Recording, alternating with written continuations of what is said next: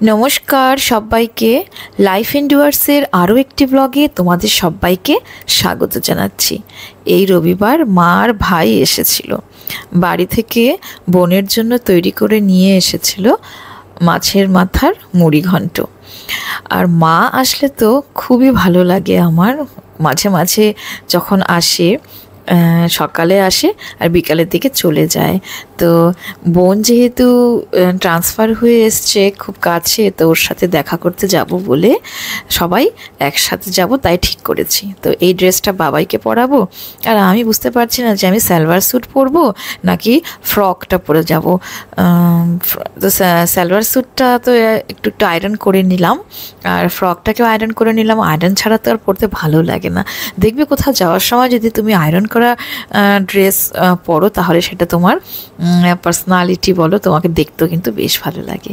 আর ইতিমধ্যে মাসি চলে এসেছিল সকালে, একটু ডাল, ভিন্ডি আলু ভাজা আর একটু চাল কুমড়া শাক ভাজা করেছে সকালে। আর বিশেষ কিছু রান্না করা হয়নি। এদিকে তপন বোন আর বোন জামাইয়ের জন্য কিছু ফ্রুটস নিয়ে এসেছিল, যে ফ্রুটস নিয়ে যায় ওদেরকে দেবো, ওরা খাবে। মা বসে বসে ওখানে দেখছে, আর ভাই তো গাড়ি স্টার্ট দিয়েছে মনে হচ্ছে। আমরা এখন বের হব। আর বোন আবার সাথে করে গতবার যখন বাড়িতে গেছিলাম তখন একটা টোস্টার দিয়েছিল, সেটাও মা এবার নিয়ে এসছে। তো আমরা বেরিয়ে পড়েছি। রাস্তা সেদিনকার আবহাওয়া বা খুবই সুন্দর ছিল, বেশি একটা রোদ ছিল না, আকাশে বেশ সুন্দর মেঘের অস্তিত্ব চোখে পড়েছে। আমরা হাই রোড দিয়ে যাচ্ছি। তো বাইরে সেদিন ছিল রবিবার, তো রাস্তায় চলতে চলতে, তো এখন তো শ্রাবণ মাস, এই শ্রাবণ মাসে অনেক তোমার যারা পূজা দিতে যায় তারও আমাদের এখানে ভোলে বোম যাকে বলে, তো সেখানে যাওয়ার জন্য প্রচুর লোক রাস্তায় ছিল। এটা হলো তিস্তা নদী, আমাদের উত্তরবঙ্গের বিখ্যাত তিস্তা। সেই তিস্তা নদীর ব্রিজ দিয়ে আমরা যাচ্ছি। আর বৃষ্টি তো এখনও হয়নি, আকাশে হালকা হালকা মেঘ জমাট বাঁধছে ঠিকই, কিন্তু বৃষ্টি এখনও শুরু হয়নি। তো অনেক দিন পরে আবার সেই পুরীতে গেছিলাম যখন, তখন সবাই মিলে একসাথে ছিলাম। অনেক দিন পরে আবার এই আমরা 5 জন আবার একসাথে ট্রাভেল করছি। তো ওদের বাড়ি পৌঁছে গেছি। পৌঁছে গিয়ে দেখি বোন একা হাতেই সব কিছু সামলাচ্ছে। ও তো একা হাতেই সব কিছু করে, ও এখনও এখানে কাজের লোক কিছু রাখেনি। তো গিয়ে দেখি ওর মাছের তরকারি রান্না করছে, তো আমিও একটু ওকে হেল্প করার জন্য চেষ্টা করলাম।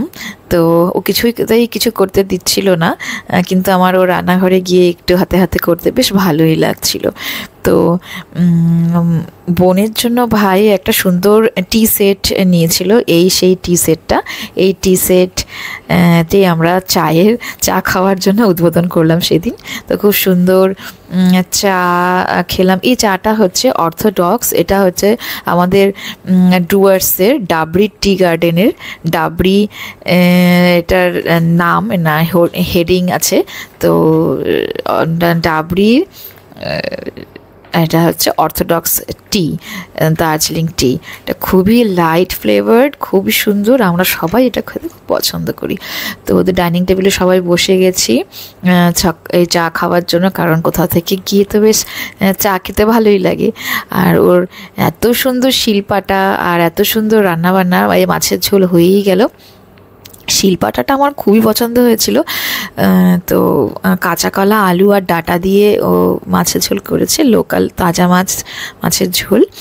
আর একটু মাছের তেলের চচ্চড়ি করেছিল, পটল ভাজা, আর হচ্ছে কাঁচা মুগের ডাল লাউ দিয়ে করেছিল। মা খুরমা দিয়ে বিস্কিট চা খেতে বসেছে, আমাকে 2টো বিস্কিট দিল। এটা হচ্ছে সেই যে আমার বিখ্যাত, আমার ভীষণ পছন্দের বিস্কিট। এটা হলো তোমার সো সুইট, বেস্ক ফার্মের সো সুইট বিস্কিট, এটা আমার খুবই পছন্দের।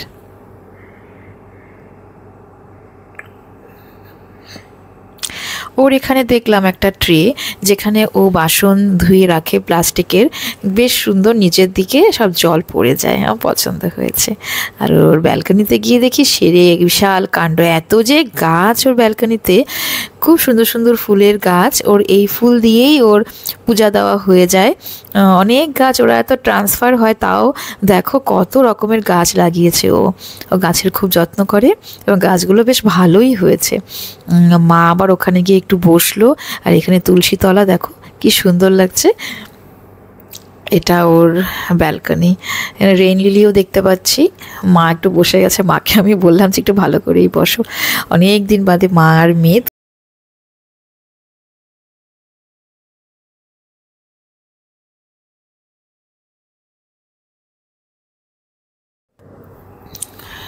এটা হচ্ছে ওর পাড়া, ব্যালকনি থেকে ভালোই দেখা যায়। তো একটু চিকেন রান্না করছিল আমার বোন জামাই। তো আমি বোন পাটায় গরম মশলা বাড়ছিল, আমি আওয়াজ পেয়ে ছুটে গেছি যে আমাকে দে তো একটু বুনু, আমি একটু বাটি, আমার পাটাটা এত পছন্দ হয়েছে।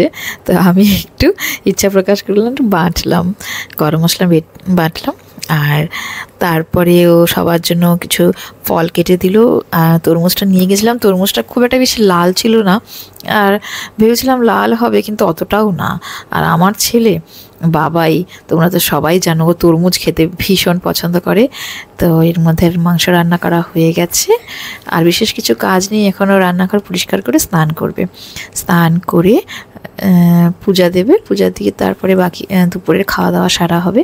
এর মধ্যে এর ফাঁকে ফাঁকে তো আমাদের গল্প চলছে, বিভিন্ন রকম গল্প, কি হবে না হবে, এবার পুজোতে কি করব, কোথায় যাব, কোথাও ঘুরতে যাওয়া হবে কি না, এই সমস্ত কিছু আলোচনা চলছে। তো ও ঠাকুরঘরটা খুবই সুন্দর, মা দুর্গা ওর আসনে বিরাজিত, মহাকাল, শ্রীকৃষ্ণ তো আছে, ও সুন্দরভাবে পূজা দেয়। আমার পূজা দেওয়া দেখেও খুব ভালো লাগলো।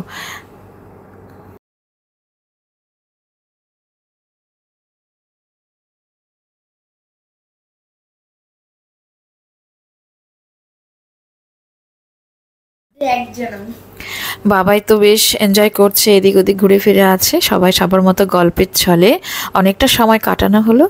তো দুপুরবেলা পুজো দিয়ে এসে বোন সবাইকে ভাত খেতে দিল। দুপুরের খাওয়াটা খুব সুন্দরভাবে সবাই খেলো, খুব সুন্দর রান্না হয়েছিল। আমরা সবাই খুব সুন্দরভাবে খাওয়া দাওয়া করলাম। আর এই করতে করতে অনেকটাই বিকাল হয়ে গিয়েছিল, গল্প তো তার মধ্যে চলছেই। আর তোমার বাবাই সেরকম কিছু খেলো না, শুধুমাত্র চিকেন দিয়ে একটু ভাত খেলো, ভাত সবটাই খেয়েছে, ও চিকেন হলে তার কিছু দরকারই হয় না। আর আমরা বিকালবেলা সবাই মিলে একসাথে বসে একটু গল্পগুজব করে ছবি তোলা হয়েছিল, অনেক ছবি তুলেছি। আর তারপরে সন্ধ্যা হয়ে গেল, আমরা ওখান থেকে 7টার দিকে ব্যাক করলাম। ব্যাক করার সময় অন্ধকারই, এখন তো আমাদের এখানে 7টাই বেজে যায় তোমার সন্ধ্যা হতে হতে। সেদিন যেহেতু রবিবার, সেই রবিবারের সন্ধ্যাবেলা থেকেই রাস্তায় প্রচুর লোকের সমাগম, সবাই ভক্তবৃন্দরা কমলা রঙের ড্রেস পরে সবাই জল নিয়ে পায়ে হেঁটে বেশ যাত্রা শুরু করেছে। অনেক গাড়িও আছে এখানে, তো একটু ভিড় আছে রাস্তায়। সবাই যার যার মতো ভোলেনাথের আরাধনায় লিপ্ত হচ্ছে। আজকের ব্লগটা এতটুকুই রাখলাম, আশা করি তোমাদের সবার দেখতে ভালোই লাগলো। থ্যাংক ইউ ফর ওয়াচিং, সবাই খুব ভালো থেকো।